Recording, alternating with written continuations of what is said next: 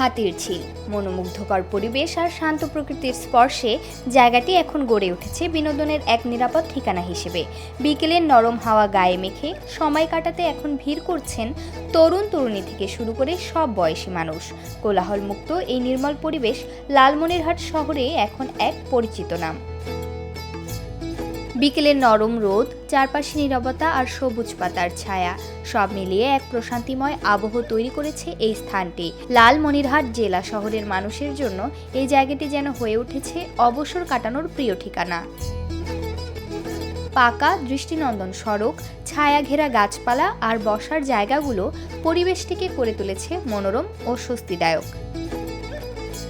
লালমনিরহাট পৌর এলাকার সোহরাওয়ার্দী মাঠের পাশ দিয়ে শেখ সফিউদ্দিন কমার্স কলেজমুখী সড়কটি 2023 সালের পর থেকেই লোকজনের মুখে মুখে পরিচিতি পেতে শুরু করে হাতির ঝিল নামে।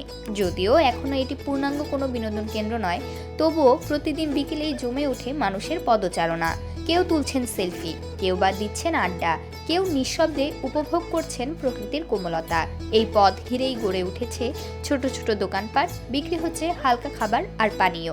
আমি আমার বরের সঙ্গে এখানে প্রায়টা দিন ঘুরতে আসি, তো এখানকার আলো বাতাস সবকিছু অনেক ভালো লাগে, মানে সবকিছু মিলে পরিবেশটা অনেক সুন্দর। এটা আমাদের গরিবের হাতির ঝিল। এটা আসলে দেখতেছেন আপনার কত সুন্দর জায়গা, সবাই দেখেন ঘুরতে আসছে, অনেক মজা নিচ্ছে। আমি এবং আমার ওয়াইফ সবার প্রতিদিন বিকেলবেলা এখানে আসি, খুব মজা লাগে এবং এখানকার প্রকৃতিটা এত সুন্দর। প্রকৃতি ভালোবাসা মানুষদের অনেকেই বলেছেন শহরের একমাত্র শিশু পার্কটি বহুদিন ধরে অবহেলিত, তাই বিকেলের অবসর কাটাতে এই স্থানই এখন একমাত্র ভরসা শহরের বাসিন্দাদের। তাদের মতে হাতির ঝিল নামের এই জায়গাটির সৌন্দর্য রক্ষা ও নিরাপত্তা নিশ্চিত করতে প্রয়োজন যথাযথ পরিকল্পনা ও নজরদারি। আমি এখানে আমার হাজবেন্ড সহ বেড়াতে এসেছি, প্রায় প্রতিদিনই এখানে বেড়াতে আসা হয়।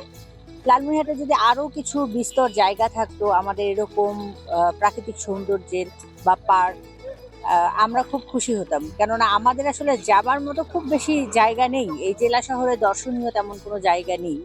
আসলে লালমনিরহাটের মধ্যে এটি কিন্তু একটা বিনোদন কেন্দ্র বলা চলে। এখানে আমরা বিকালবেলা ঘুরতে আসি, শুধু আমরাই না, অনেকেই কিন্তু ঘুরতে আসে লালমনিরহাটের বিভিন্ন প্রান্ত থেকে। তবে এখানে যেটা করা যেতে পারে, যদি সরকারি বা বেসরকারি উদ্যোগে, যদি অনেক জায়গা আছে, প্রশস্ত জায়গা আছে, বাট এই জায়গাগুলোতে যদি আরো সুন্দরভাবে বসার জায়গা করা যেতে পারে, অর্থাৎ একটা বিনোদন কেন্দ্র তৈরি করতে যে আমাদের সুবিধাগুলো দরকার, সেই সুবিধাগুলো যদি তৈরি করা যায়, আমার মনে হয় এটি ভালো হবে। প্রতিদিন সন্ধ্যার আগ মুহূর্তে এই এলাকা জুড়ে বাড়তে থাকে মানুষের উপস্থিতি। এমন জনসমাগমে নিরাপত্তা নিশ্চিতে কাজ করছে স্থানীয় পুলিশ প্রশাসন। লালমনিরহাট শহরের এই হাতির ঝিলের জনপ্রিয়তা দিন দিন বাড়ছে। এই স্বস্তির স্থানটিকে ঘিরে সৌন্দর্য বর্ধন ও দীর্ঘমেয়াদী পরিকল্পিত উদ্যোগ নেবে পৌর কর্তৃপক্ষ, এমন প্রত্যাশা এখন শহরবাসীর।